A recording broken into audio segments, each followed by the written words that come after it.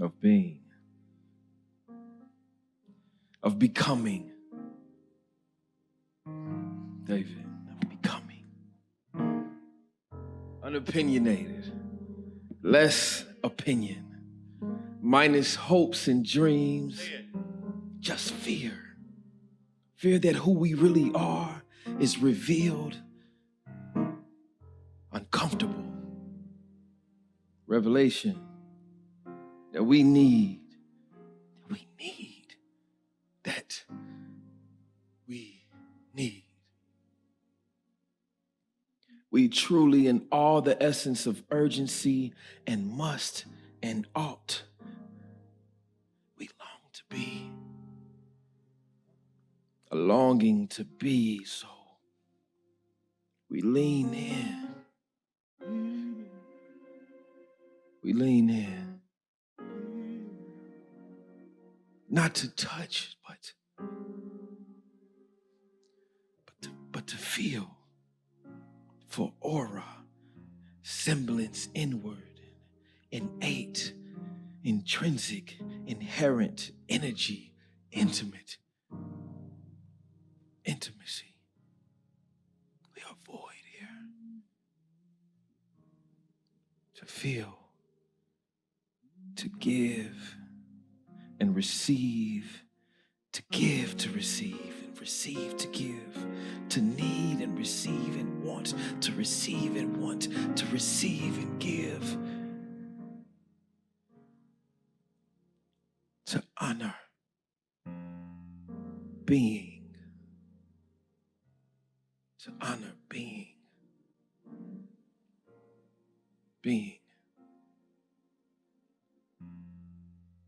together.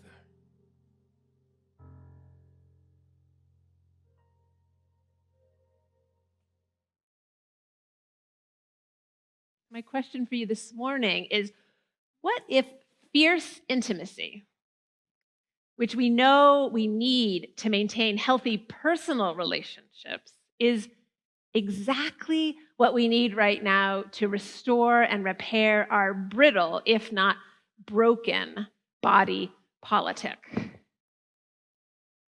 Terry Real, that therapist, he's from Boston, Massachusetts. We saw that clip earlier. He's been teaching couples what he calls relational mindfulness skills for more than 30 years.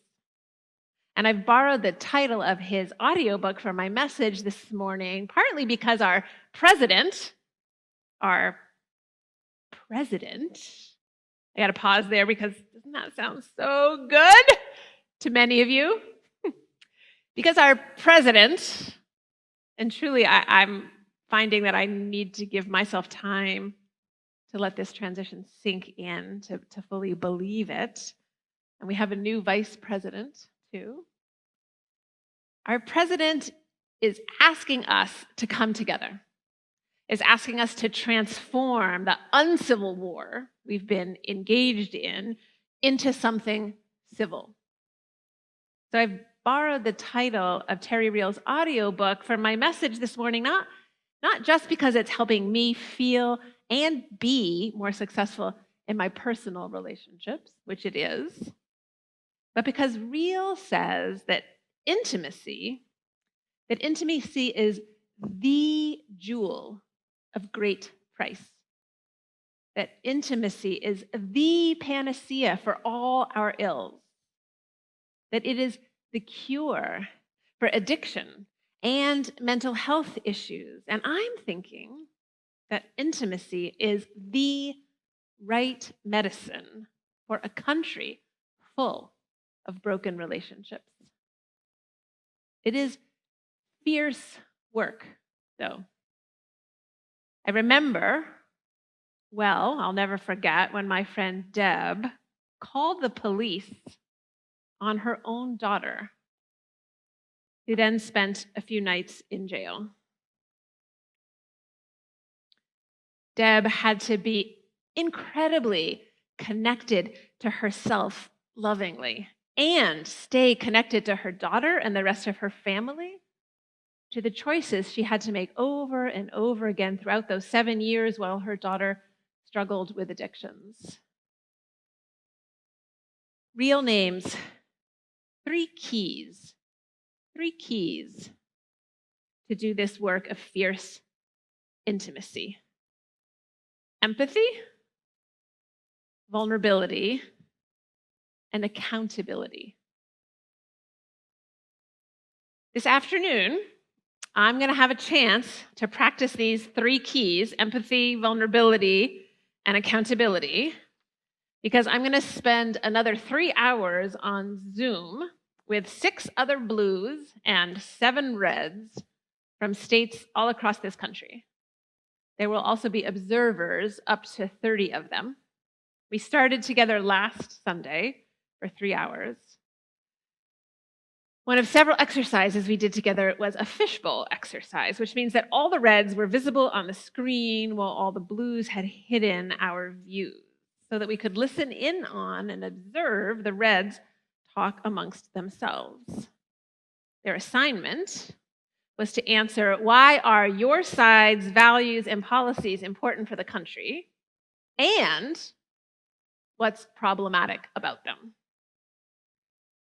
I listened skeptically. On their list of values, I heard, we are innovators. We value prosperity over charity. We believe in the potential of each individual to live their dream. I continued to listen, sometimes jotting down my rebuttals in my notes, and slowly softening as they listed more and more of their core values. Then they continued on to what might be problematic about their positions, and they said, we are too corporate-oriented. We are too dismissive of climate change. We put too much focus on religious ideas. We are too much okay with the distance between the haves and the have-nots. We can be resistant to change. We don't show that we care. The power of vulnerability took my breath away. I, who had been ready to line up and shoot the traitors from the insurrection at the Capitol the week before,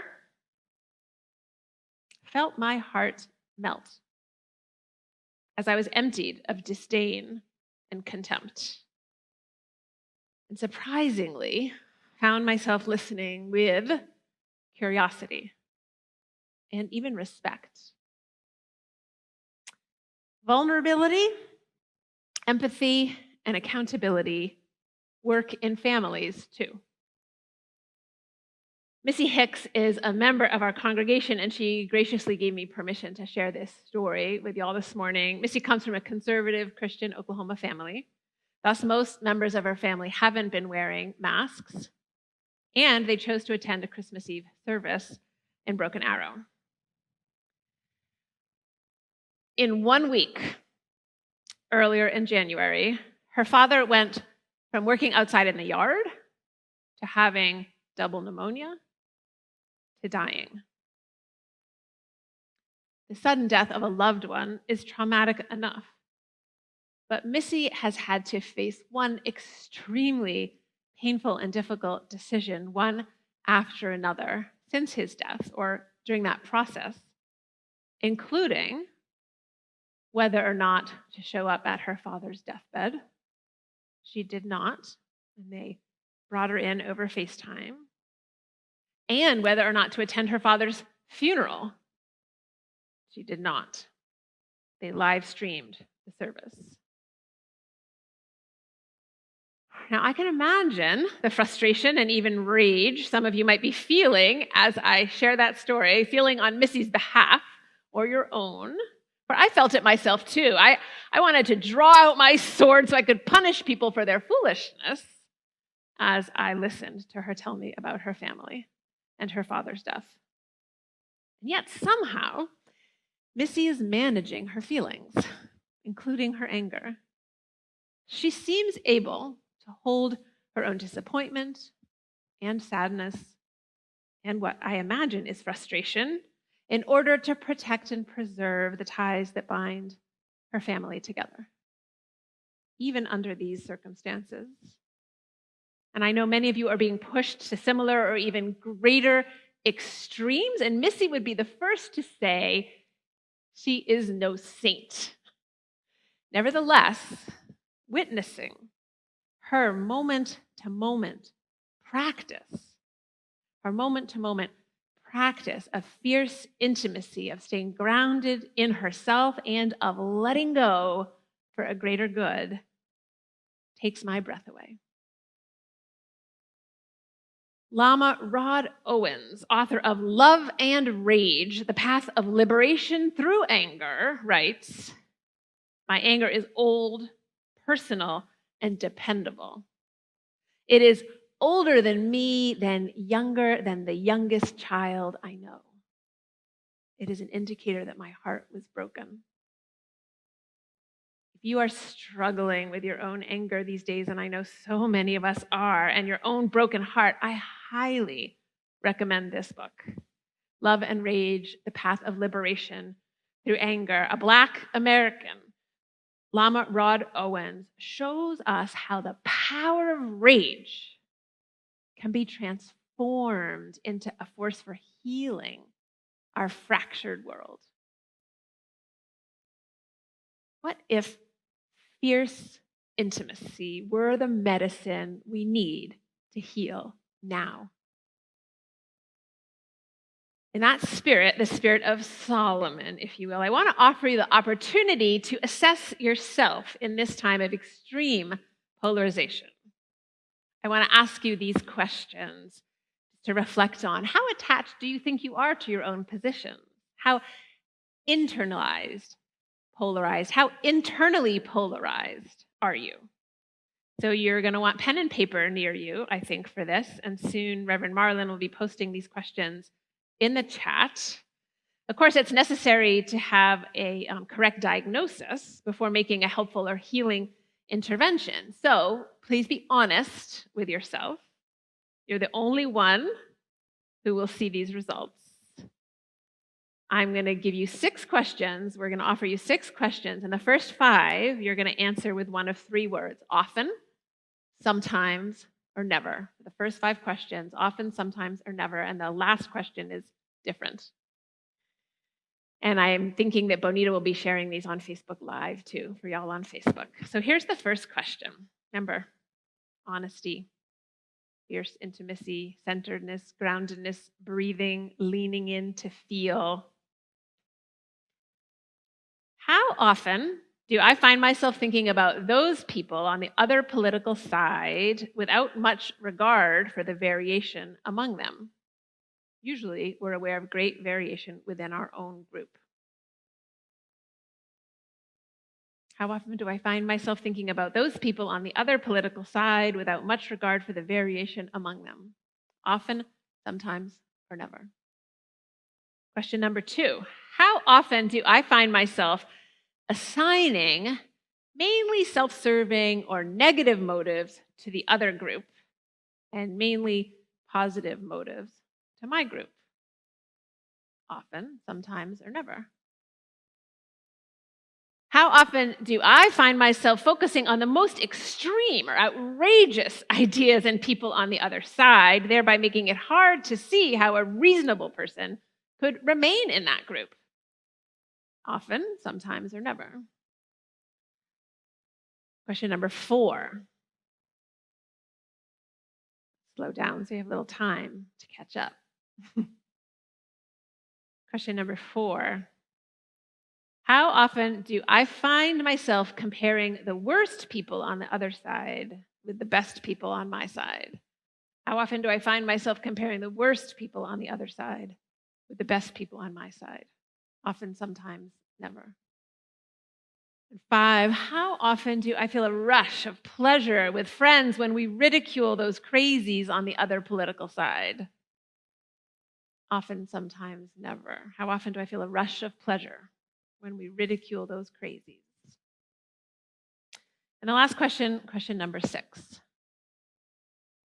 Which of the following is closest to my overall emotional attitude towards the majority of people who support the other side? Which one is closest to where you are now? And then the one you aspire to, if they're different. Your emotional attitude toward people on the other side. You have A, B, C, D, E choices. A, hate. Their enemies out to destroy the country. B, disdain. They're ignorant and should know better. C, pity. They're well-meaning but duped. 4, basic respect. They make contributions even if they are mainly off base. 5, respect and appreciation. They make unique and necessary contributions. Hate, disdain, pity, basic respect, and appreciation. I am so intensely curious how you're feeling after taking that self-assessment. So please share in the chat how you're feeling about what you just did, and perhaps share what you discovered about yourself. What I've discovered is that as trained as I've been to accept the sinner and only condemn the sin, I was shocked to realize how conditioned my mind is to polarize. I know many other All Souls members had the same experience when we took this assessment together in a Wednesday Braver Angels workshop. So it makes sense then that when the blues were in the fishbowl, I heard, recognized, and felt our concerns about our own side like an arrow piercing my heart. As my state co-coordinator says about his own red credentials, my blue credentials are top-notch. So hearing these concerns and sharing these concerns was a wake-up call. We said, among other things, we are becoming too intolerant. We can't even build consensus amongst ourselves. We ignore the religious dimension, and we project bad intent when there is none. So Greg Bledsoe, who has attended both Braver Angels workshops that All Souls has offered so far with UCA in Virginia, a partner church, asked me this past week, insistently, you know what I mean, if you know Greg, how do you do it? I don't understand, Barbara, he said. I think you're more blue than I am. So this morning, I want to share my first attempt at an answer for Greg and for everyone.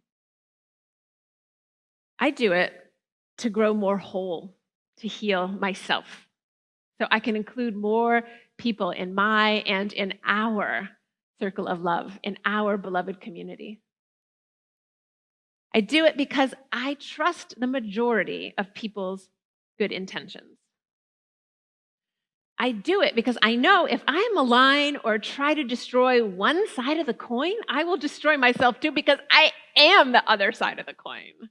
We really are interdependent and interconnected.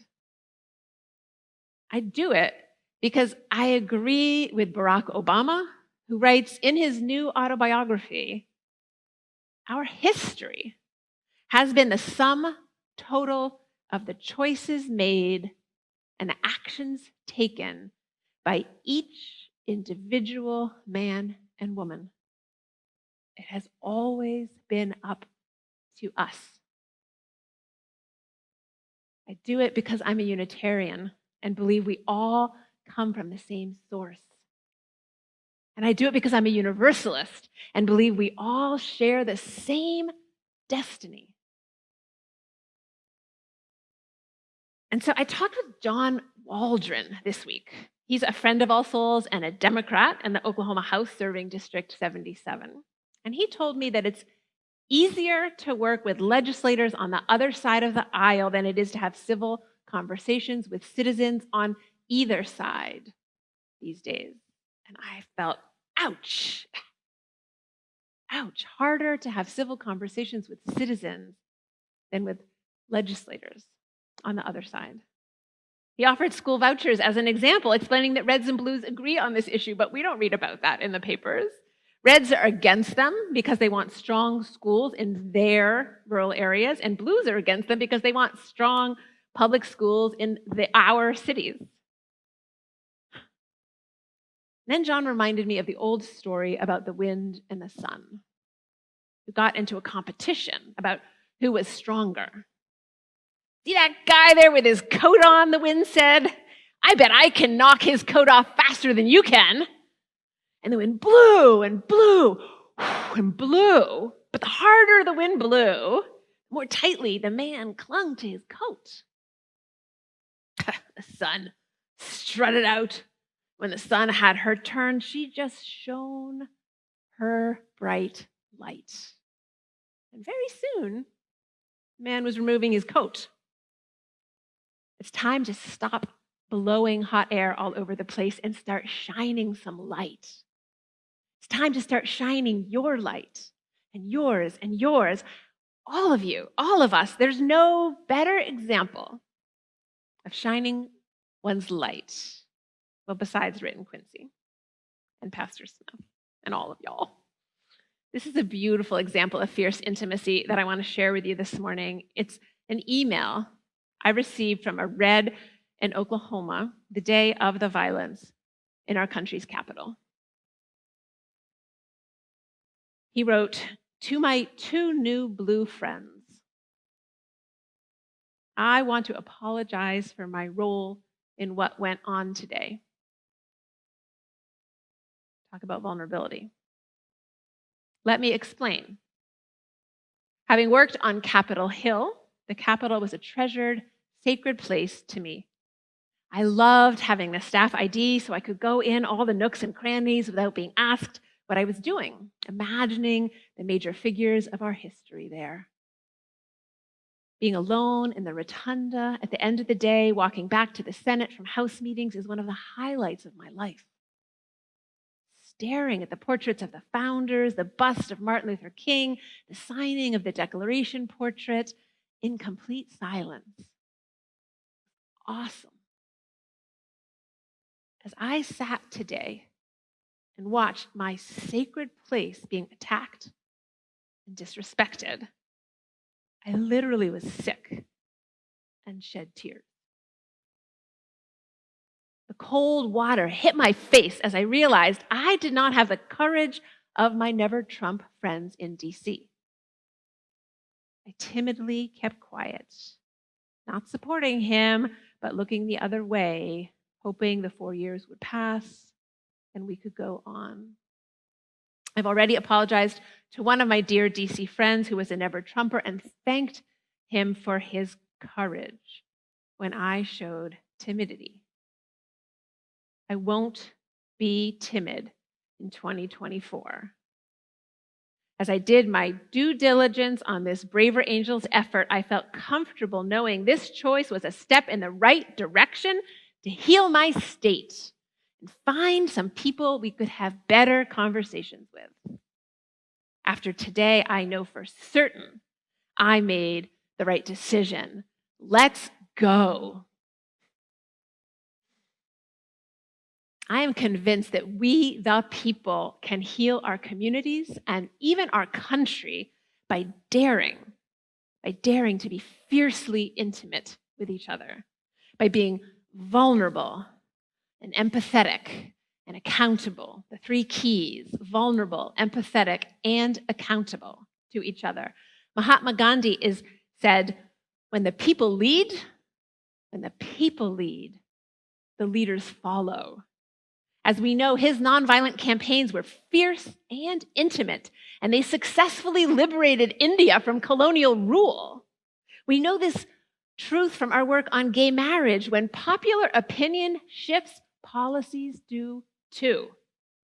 Alice Walker said the most common way people give up their power is by thinking they don't have any. Or as John Waldron said as a blue legislator in a red state, when I let go of trying to win, I have much more influence. The work of relational recovery, thank you, Terry Real, for that powerful phrase. The work of relational recovery is within our sphere of influence. Remember 2 weeks ago, Marlon spoke about choosing to work within our spheres of influence for justice, for more people. And he asked us each to make a list of how we would choose to engage. So I say to you this morning, if you are ready to practice being fiercely intimate with yourself and others, moment by intimate moment, then Braver Angels may be the work you choose to do this year. This is work for people who can let go of being right. Real calls that a losing strategy. It's work for people who want to learn how to stay centered and connected. It's work for people who believe that even in the state of Oklahoma, reds and blues can sit together on the same side of the table and put the challenges we face on the other side of the table. This work is the work of that fiercely loving mother in our story who was willing to give her baby away to save its life. As Amanda Gorman, poet laureate extraordinaire, and I'm so happy to give her the last word this morning. As Amanda Gorman said, and yet the dawn is ours before we knew it. There is always light, if only we are brave enough to see it.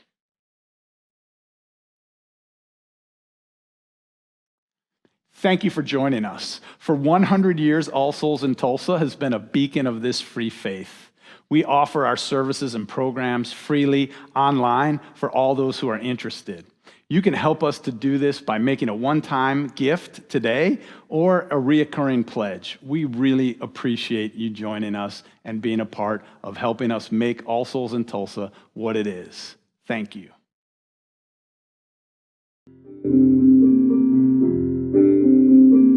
Somebody hold me too close. Somebody hurt me too deep. Somebody sit in my chair and ruin my sleep and make me aware of being alive, being alive. Somebody need me too much. Somebody know me too well. Somebody pull me up short and put me through hell and give me support for being alive.